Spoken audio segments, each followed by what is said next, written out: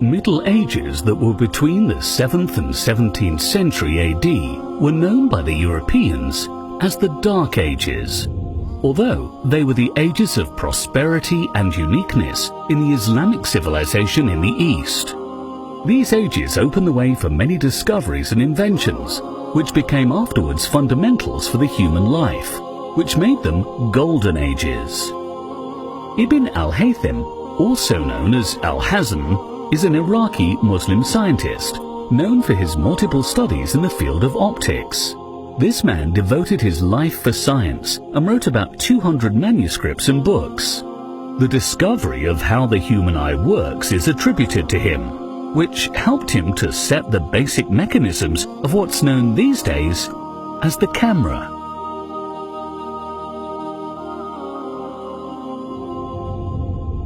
There was an urgent question that haunted Ibn al-Haytham. It was, how can the eye see? The ancient scientists believed that when we open our eyes to see, there is a ray that comes out of our eyes and lands on the seen object, and then falls back to our eyes again, which causes the ability of sight.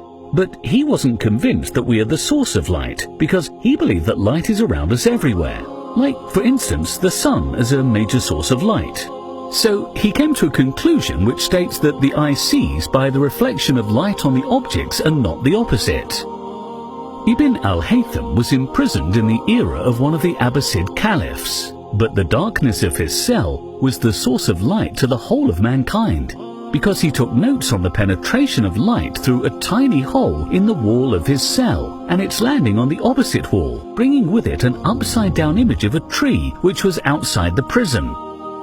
Ibn al-Haytham wrote down these notes and supported it with many laws, which were known afterwards as the Laws of Light, in his book, The Book of Optics.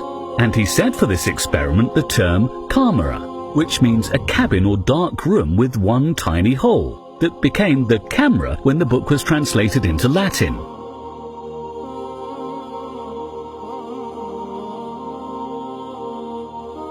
The whole Quranic verses are 6,236, but Allah Almighty chose these verses to be the first to descend on the Prophet Muhammad, peace be upon him, which, as we can see, urge science, research and reading. It also means that Allah favors the scholars and knowledgeable people and raises them in degree over others.